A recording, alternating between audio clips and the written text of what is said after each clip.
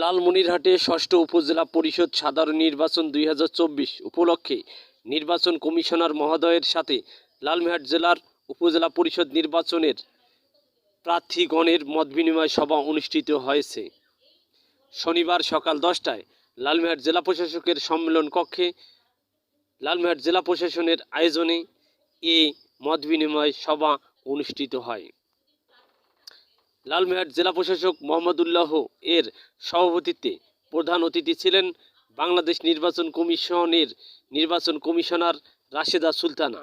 এ সময় রংপুর অতিরিক্ত বিভাগীয় কমিশনার সার্বিক মোহাম্মদ আবু জাফর, রংপুর অতিরিক্ত উপ মহাপুলিশ পরিদর্শক administration and finance S M. Rashidul Haque, BPM অতিরিক্ত জেলা প্রশাসক সার্বিক ও নির্বাচনের রিটার্নিং কর্মকর্তা মোহাম্মদ মাহবুবুর রহমান, লালমনিরহাট পুলিশ সুপার মোহাম্মদ সাইফুল ইসলাম, লালমনিরহাট জেলা নির্বাচন অফিসার ও রিটার্নিং অফিসার মোহাম্মদ লুৎফর কবির সরকার সহ বিভিন্ন পর্যায়ের কর্মকর্তা কর্মচারী সহ উপজেলা পরিষদের চেয়ারম্যান, ভাইস চেয়ারম্যান, মহিলা ভাইস চেয়ারম্যান পদপ্রার্থীগণ উপস্থিত ছিলেন।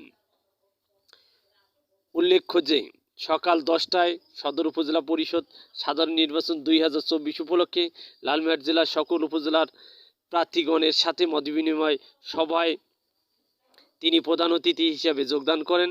সকাল 11টা 30 মিনিটে ষষ্ঠ উপজেলা পরিষদ সাধারণ নির্বাচন 2024 উপলক্ষে বিভাগীয় কমিশনার রংপুর, উপ মহাপুলিশ পরিদর্শক রংপুর রেঞ্জ, রংপুর এবং নীলফামারী, লালমনিরহাট ও কুড়িগ্রাম জেলার সকল জেলা প্রশাসক, পুলিশ সুপার, রিটার্নিং অফিসার এবং আইন শৃঙ্খলা রক্ষাকারী বাহিনীর জেলা পর্যায়ের কর্মকর্তা এবং লালমনিরহাট জেলা প্রিজাইডিং অফিসারদের সাথে মতবিনিময় সভায় প্রধান অতিথি হিসেবে যোগদান করেন। তিনি